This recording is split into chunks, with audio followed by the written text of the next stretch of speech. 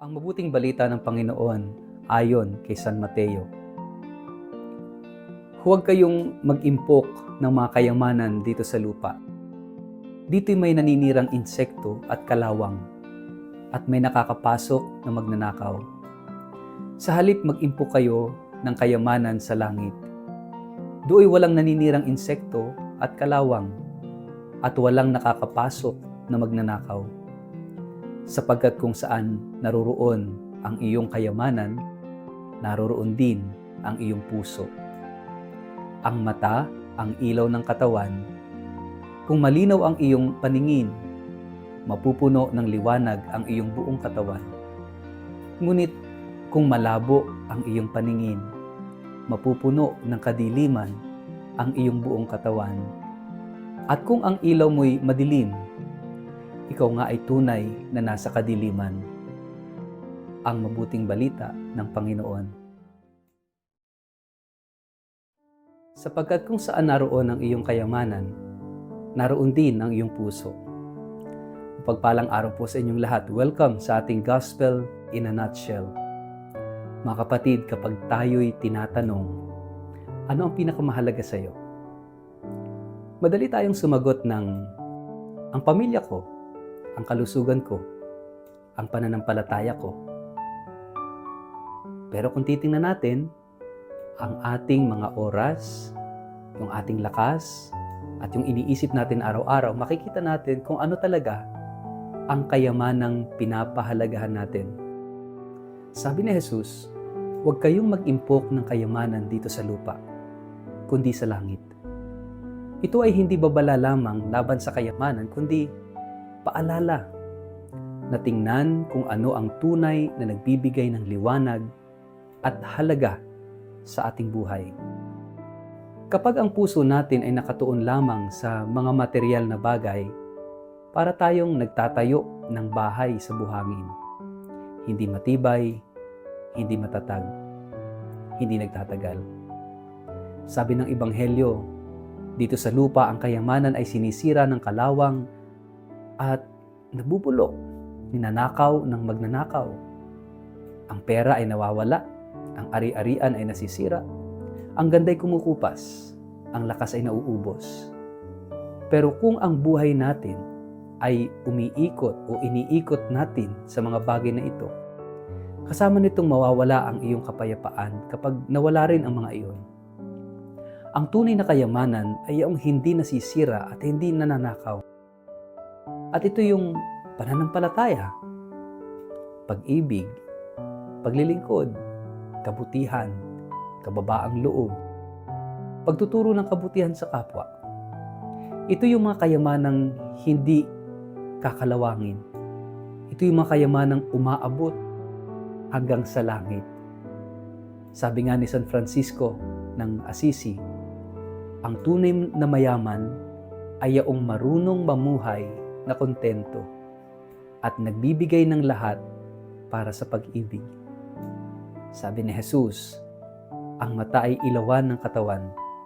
Kung malinaw ang iyong paningin, maliwanag ang iyong buong katawan. Ang mata ay simbolo ng focus, ng atensyon at direksyon. Kung ano ang madalas mong tinitingnan, doon pupunta ang puso mo. Kung puro pera ang nasa isip mo, pati pagtrato mo sa kapwa ay may presyo. Kung puro ganda, karangalan o posisyon ang hinahabol mo, malilimutan mong ang halaga ng tao ay nasa kanyang puso, hindi sa kanyang anyo. Kung mali ang focus mo, magdidilim ang lahat. Pero kung tama ang tinititigan mo, si Kristo, magliliwanag ang buhay mo. Tanungin natin ang ating sarili ngayon, ano ang kayamanang iniipon ko? Kayamanang nauubos o kayamanang walang hanggan? Hindi masama ang mag-impok, magtrabaho at magsikap. Pero kung ang sentro ng pagkatao ay ang mga bagay na panlupa, baka unti-unti nang nauupos ang kaluluwa mo kahit tila puno ang bulsa mo. Ang puso mo ba ay mas malapit sa Diyos? O mas malapit sa mga pag-aari, sa pag-ibig o sa pride, sa paglilingkod o sa ambisyon. Ang hamon sa atin, ipinapakita ba ng buhay natin kung sino talaga ang kayamanan natin? Lahat tayo ay may pinanghahawakang mahalaga. Hindi ito laging masama, pero ang tanong, ang bagay bang iyon ay nagpapalalim ng ugnayan natin sa Diyos o naglalayo sa Kanya? Ang kayamanan ba ay kung saan nandoon ang puso mo? At kung ang puso mo ay nasa Diyos, ang buhay mo ba ay tiyak na nagniningning? Pag nilayan natin, ano ang kayamanang pinanghahawakan mo ngayon?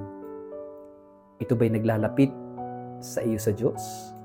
O mas lalo kang napapalayo sa Kanya? Ano ang mga panlupang bagay na kailangan mong bitawan upang tunay na maging malaya at maliwanag ang iyong espiritual na pagtingin? Manalangin tayo sa ngalan ng Ama, ng Anak at ng Espiritu Santo. Amen. Panginoong Jesus, Ikaw ang tunay naming kayamanan, ngunit madalas pinapalitan ka namin ng mga bagay na lumilipas. Madalas naming inuuna ang material kaysa espiritual. Ang panandali ang aliw kaysa sa walang hanggang kapayapaan. Linisin mo ang aming mga mata upang malinaw naming makita ang tama. Iayas mo ang aming puso upang itutok ito sa iyong kaharian. At palayain mo kami sa pagkaalipin sa mga bagay na hindi namin madadala sa langit. Gawin mo kaming mayaman sa pananampalataya, mayaman sa pagmamahal, at mayaman sa pag-asa. Pagpalain po kayo't ingatan ng makapangyarihang Diyos, Ama, Anak at Espiritu Santo. Amen. Mga minamahal kong kapatid sa pananampalataya, inaanyayahan ko po kayo sa isang biyayang paglalakbay ng pananampalataya, isang pilgrimage sa Eastern Europe na gaganapin mula October 4 hanggang October 21 sa taong ito, na sasaklaw sa 8 kahangahangang bansa, sa Switzerland, Liechtenstein, Germany, Austria, Czech Republic, Slovakia, Hungary at Poland. Ang tampok ng banal na paglalakbay na ito ay ang ating debosyon sa Divine Mercy o Banal na Awa, isang tema na napapanahon sa atin ngayon sa panahon ng pagsubok at pananabik sa pag-asa. Gaya ng sinabi ng ating yumaong Santo Papa Francisco, "The mercy of God is the sure source of our hope." At sa ating paglalakbay, bibisitahin po natin ang mga sagradong lugar kung saan sumibol at lumaganap ang mensahe ng awa ng Diyos. Bibigyan din natin ang Poland, ang bansang sinilangan ni Saint Faustina Kowalska at Saint John Paul II, mga tagapagdala ng mensahe ng banal na awa sa buong mundo. Ito hindi lamang isang biyaheng panlabas, kundi higit sa lahat, isang panloob na paglakbay ng puso. Isang pagkakataong mapalalim ang ating pananampalataya. Maranasan ang kagandahan ng simbahang Katolika sa Europa at muling pag-alabin ang ating pag-asa. Para po sa mga interesadong sumama sa akin, maaaring makipag-ugnayan kay Toby sa numerong 0917-317-4536 o magpadala ng email sa inquiry@tobiahe.com. Magsama-sama po tayo sa isang paglalakbay ng panalangin, kultura at biyaya. Huwag palampasin ang pagkakataong ito na muling matuklasan ang Diyos na buhay, maawain at laging nag-aanyaya. Halina po kayo, maglakbay tayo kasama ang banal na awa, patungo sa mas matibay na pag-asa.